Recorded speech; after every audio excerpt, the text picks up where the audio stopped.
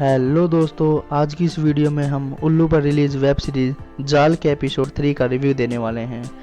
तो कहानी शुरू होती है और यहाँ जब सुबह रानी बाबूजी को ब्रेकफास्ट लेकर इनके कमरे में आती है तो यहाँ इसको बाबूजी मरे हुए दिखते हैं। वो चिल्ला पड़ती है। इसके बाद सभी फैमिली के लोग रोने लगते हैं और बाबूजी की बॉडी को तुरंत पोस्टमार्टम के लिए हॉस्पिटल में भेज दिया जाता है। फिर उस हॉस्पिटल की एक नर्स बाबूजी की फैमिली के पास आती है और उनको बताती है कि मैंने सुना है तुम्हारी फैमिली पूरे शहर में इज्जतदार फैमिली है, लेकिन तुमको ये जानकर हैरानी होगी कि तुम्हारे पिताजी मरने से पहले फिजिकली एक्टिव थे। इस बात को सुनकर बाबूजी के दोनों बेटों के होश उड़ जाते हैं और मन ही मन में सोचते हैं कि इनका पिता ऐसे काम करता था।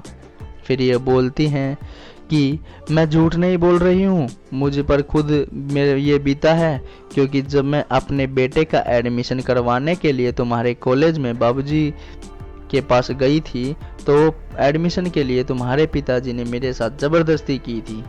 अब ये नर्स इनको बोलती है कि अगर मैं चाहूँ तो मीडिया के आगे जाकर तुम्हारी फैमिली की इस हरकत को पर्दाफाश कर सकती हूँ, जिसके बाद कोई भी पेरेंट्स अपने बच्चों का तुम्हारे कॉलेज में एडमिशन नहीं करवाएगा और ना ही कोई भेजेगा।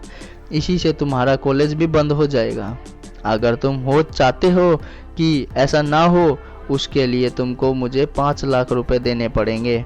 फिर ये दोनों अपने कॉलेज की इज्जत को रखने के लिए इस नर्स की बात माननी पड़ती है। अब आगे पता चलता है कि विजय की बेटी का कोई घर से उठा ले जाता है और फिर वो विजय को छोटे भाई को कॉल करके बताता है कि तुम्हारी बेटी हमारे कब्जे में है और अगर 2 दिन के अंदर अगर तुमने हमको 50 लाख रुपए नहीं भेजे तो हम इसकी बॉडी भेज देंगे। अब फैमिली के सभी लोग टेंशन में आ जाते हैं और इतने पैसों की अरेंजमेंट कैसे करेंगे, क्योंकि उनके पास तो कुछ है भी नहीं। और रही कॉलेज की बात तो साइनिंग अथॉरिटी को बाबूजी के हाथ में है, उनके हाथ में नहीं है।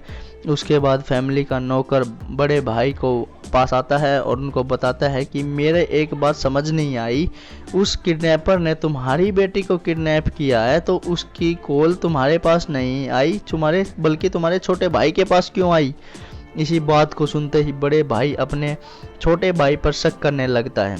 फिर उससे पूछता है कि मेरी बेटी कहाँ है, मुझे पता है कि तू उन किडनैपर्स के साथ मिला हुआ है, क्योंकि तू तेज है, मैं पहले से ही तुझे जानता हूँ। फिर उसका छोटा भाई गुस्से में आकर बोलता है कि भैया ये बकवास करने का वक्त नहीं है, तुमको पता नहीं है कि उस किडनैपर ने क्या बोला है। उसने बोला है कि 2 दिन के अंदर अगर 50 लाख रुपए का इंतजाम नहीं हुआ तो बेटी को मार देगा। अब बाद में अनमोल के मुंह से ये बात निकल जाती है कि वो किडनैपर मेरी बेटी को मार देगा। फिर तो अनमोल की पत्नी और इसका बड़ा भाई दोनों देवर भाभी को की शक की नज़रों से देखते हैं और इनको एहसास हो जाता है कि इसका मतलब ये दोनों देवर भाभी पहले से ही एक दूसरे के साथ फिजिकल रिलेशनशिप में रह चुके हैं।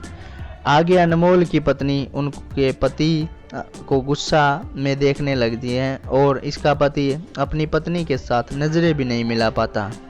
अब ये इनसे बदला लेने के लिए अपने जेठ को हाथ पकड़कर अपने कमरे में लेकर आती है और अंदर से कुंडी लगा देती है। फिर निधि अपने जेठ के सामने ही ड्रेस उतार देती है और बोलती है कि उन दोनों ने हमारे पीठ पीछे धोखा दिया है और ऐसा काम किया है, उसका बदला हम जरूर लेंगे। अब तुम्हें जो करना है कर सकते हो, मैं बिल्कुल पूरी तरह से तैयार हूँ।